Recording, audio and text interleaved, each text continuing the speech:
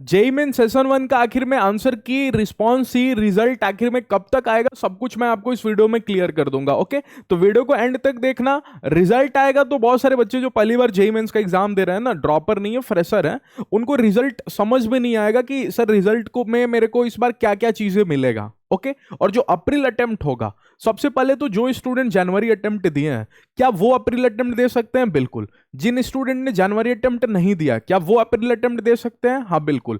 आप दोनों में से कोई सा भी अटेम्प्ट दे सकते हो या फिर दोनों अटेम्प्ट दे सकते हो, लेकिन जो आपका फाइनल स्कोर होगा ना, वो दोनों का बेस्ट होगा। मतलब अगर कोई बच्चा सिर्फ अप्रैल अटेम्प्ट दे रहा है तो चलो अप्रैल कंसिडर होगा, अगर किसी ने सिर्फ जनवरी दिया तो जनवरी कंसिडर होगा। लेकिन जिस बच्चे ने दोनों सेशन दिया, जेई जनवरी और अप्रैल दोनों सेशन, उस बच्चे का दोनों में से जो बेस्ट परसेंटाइल होगा, उसके बेसिस पे जो फाइनल रिजल्ट आएगा, जिसमें रैंक भी दिखेगा, वो अप्रैल अटेम्प्ट के बाद होगा। ठीक है, तो अभी के रिजल्ट में आपको क्या दिखेगा, अप्रैल अटेम्प्ट के रिजल्ट में आपको क्या दिखेगा, ये भी मैं आपको वीडियो में समझा दूंगा। ठीक है, तो सबसे पहले देखो, चैनल पे अगर आप पहली बार आए हो तो चैनल को सब्सक्राइब तो जरूर कर लेना, सपोर्ट करना चैनल को। इस पे आपको जे रिलेटेड कंटेंट देखने के लिए मिल जाएगा। प्लेलिस्ट सेक्शन पे जस्ट आप जाओगे तो आपको सारे वीडियोस दिख जाएंगे। ठीक है, सबसे पहला जो प्लेलिस्ट है, इसमें आपको कट ऑफ जो भी एनआईटी का होता है उससे रिलेटेड मैं वीडियोस कर रहा हूं, जो इस प्लेलिस्ट में आपको दिखेगा। उसके बाद सेशन वन का पेपर एनालिसिस किया है मैंने, सभी सेशन का। तो आप जिस शिफ्ट में बैठ के एग्जाम दिए थे सेशन वन का, आप वो वाला वीडियो जाके देखो, उसमें मैंने एक्सपेक्टेड मार्क्स और परसेंटाइल भी समझाया है, कौन कौन से चैप्टर से क्वेश्चन पूछा है सेशन वन में वो समझाया है। तो अप्रैल अटेम्प्ट के लिए उन चैप्टर्स को थोड़ा ज्यादा अच्छे से पढ़ लेना। ठीक है, जिससे कि आपको आइडिया लग जाएगा कि हाँ कौन कौन से चैप्टर का वेटेज रख रहा है इस बार एनटीए। ओके, बाकी कॉलेज रिव्यू सब कुछ आपको इस चैनल पे मिल जाएगा। तो आप चैनल को सब्सक्राइब कर देना, जे रिलेटेड बहुत ही हेल्पफुल चैनल है, अच्छे और हेल्पफुल कंटेंट मैं लेके आता हूं आप सभी लोगों के लिए, तो उसके लिए आपका सपोर्ट जरूरी है। ठीक है, अच्छा, तो टेलीग्राम चैनल भी जाके ज्वाइन हो जाना, बिकॉज इस पे अगर आप रहोगे तो वीडियोज आपसे कोई मिस नहीं होगा, क्योंकि जो भी मैं वीडियो करता हूं इस पे लिंक शेयर कर देता हूं। और जिन भी स्टूडेंट्स को यहाँ के टॉप प्राइवेट कॉलेजेस में अगर डायरेक्ट एडमिशन चाहिए होगा, तो उसके लिए गूगल फॉर्म डिस्क्रिप्शन बॉक्स में आप जाके गूगल फॉर्म फिल कर लेना, इंटरेस्टेड कैंडिडेट्स। ठीक है, अगर आपको यहाँ के टॉप प्राइवेट कॉलेजेस में डायरेक्ट एडमिशन चाहिए होगा तो ठीक है, हमारी टीम आपसे कनेक्ट करके जो भी कॉलेज आपको चाहिए होगा उस कॉलेज के बारे में इंफॉर्मेशन दे देगी। ठीक, चले अब मैं आपको बताता हूं। देखो, जैसे ही आपका पेपर कंप्लीट हो गया सेशन वन, ठीक है, अब 4 स्टेप्स हैं। सबसे पहले एनटीए आपको रिलीज करेगा आंसर की और रिस्पॉन्स शीट।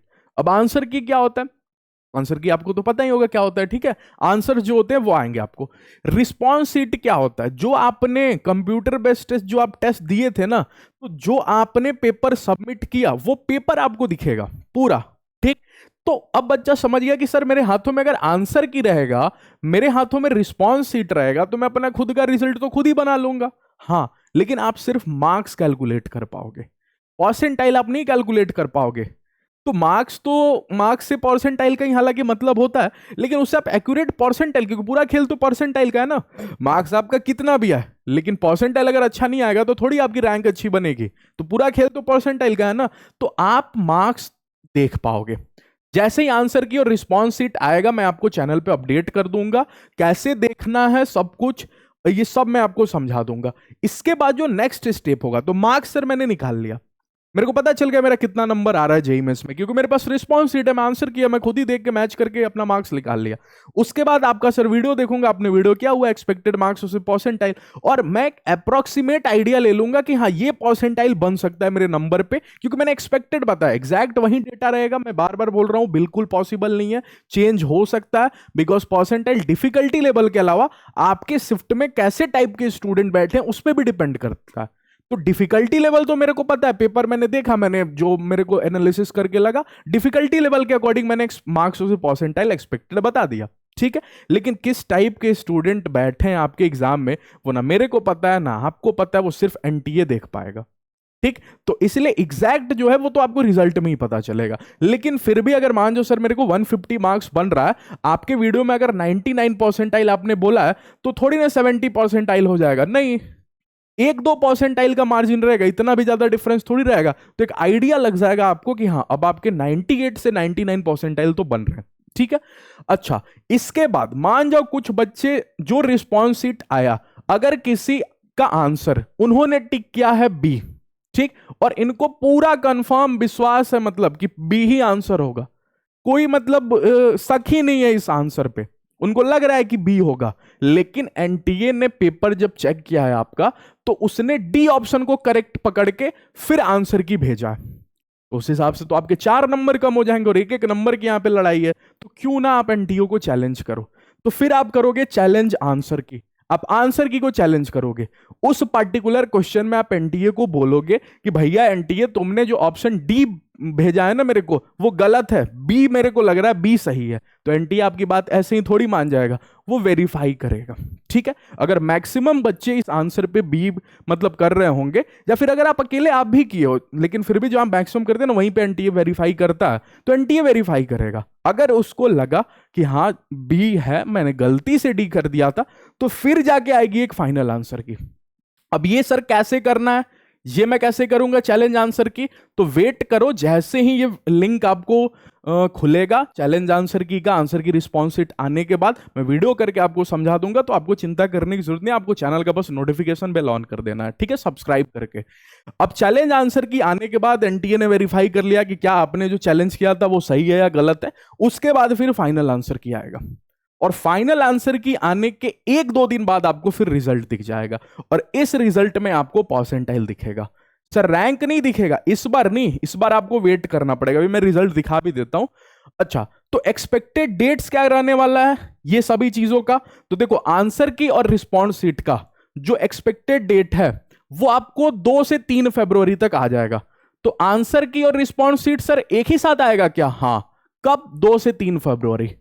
ठीक, तो वेट करो, इस दिन तक आपको दिख जाएगा ऑफिशियल वेबसाइट पे, जैसे आएगा मैं आपको अपडेट भी कर दूंगा।